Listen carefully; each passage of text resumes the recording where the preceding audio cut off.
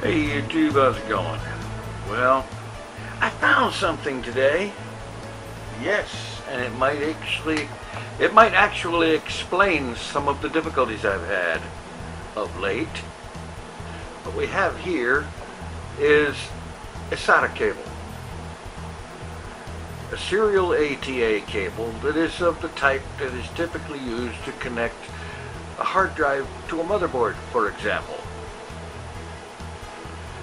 And this here, if you can make that out at all, I think it should come out, is the connector end. And this here is the connector end for the end of this cable that up until earlier today was plugged into the primary hard drive. You'll notice that it's broke in such a way that it would be very easy to believe that this could be getting intermittent contact. And since this is the data line from the hard drive to the motherboard, having intermittent contact can result in corrupt data, bad sectors, or things that look like bad sectors but is actually just a cable not making contact every second of the day. Yeah. So I'm going to be getting some new SATA cables. I did fortunately have another one laying around that was currently unused, and this new one that I just put in is of the locking variety, and one of the connectors is of the angled variety, which means that it's not actually going to be sticking out against the side of the tower when I put it back on. So I'll be ordering some new cables sometime very soon, like probably tomorrow. Yeah, so that might very well possibly be at least part of what was behind the hard drive failure. Yeah, what was it somebody said about as SATA cables being funky sometimes? Yeah, well, I guess so. Meanwhile, back at the ranch, it was so much fun the first time, I'm doing it again. And by so much fun, I mean that I actually would almost rather deal with jaw pain. Almost. Not quite, but almost. This is almost as much fun as jaw pain. And what is it, you ask? Well, it's real simple. I'm doing the smoke-free thing again. And I've got a nice easy way of keeping track too. I wrote down the date and time of when I had finished the last one. And then I go over here to timeanddate.com and use the days calculator, days between two dates. For the start date, I put the date of the date and time of the last smoke, which is July 11th, 2018 at 5:11 p.m. And the way this site works is as you fill those things in, it changes the URL in the location bar.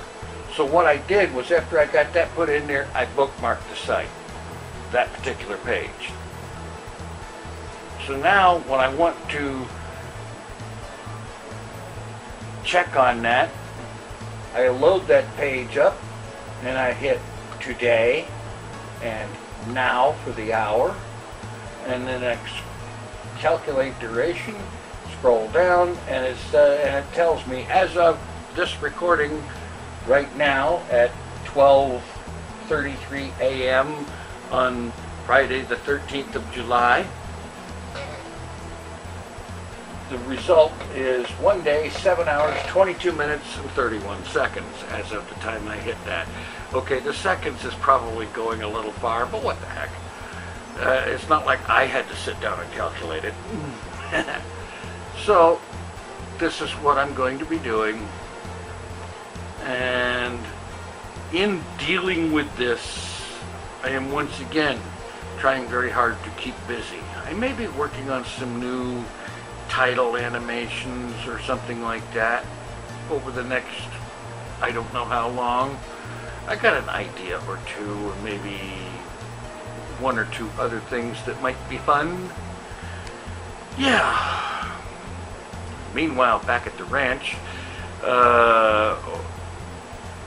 one of the things that I've been doing a lot of is reinstalling stuff.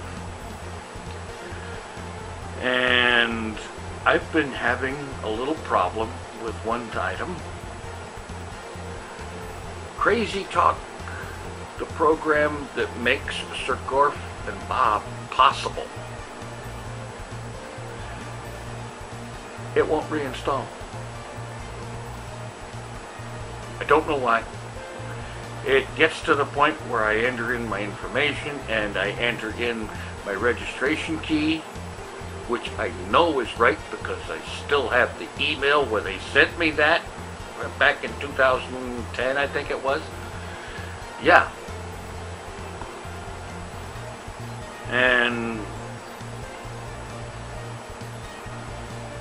I get to that, enter that stuff in, and then it says that it's going to verify the registration and whatnot on the website, and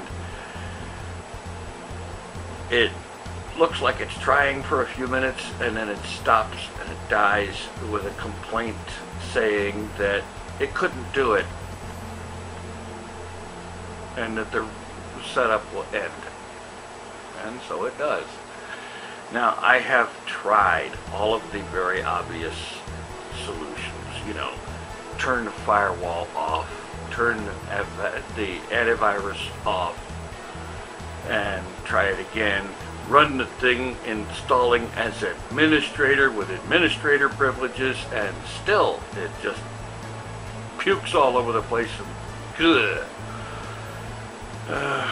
now I do have this thing installed and working on the laptop, and if push comes to shove, I can move the necessary assets over to the laptop, record a session that I need to, and then record and then render it out and move the resulting file back to the desktop.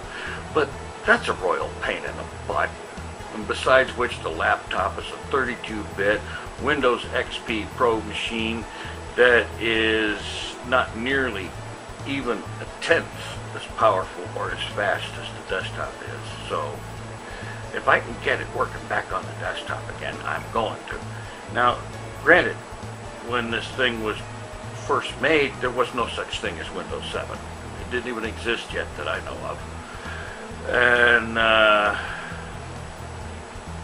you know, that's okay. I have tried doing it in Windows XP compatibility mode. Still, nothing.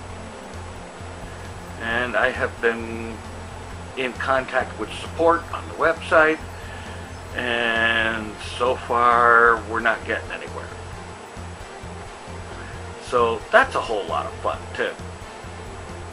In any event, I see by the little timeline clock or whatever on the recorder's preview screen that it's time for me to shut up, quit rambling, and say thanks for watching, take it easy, I am out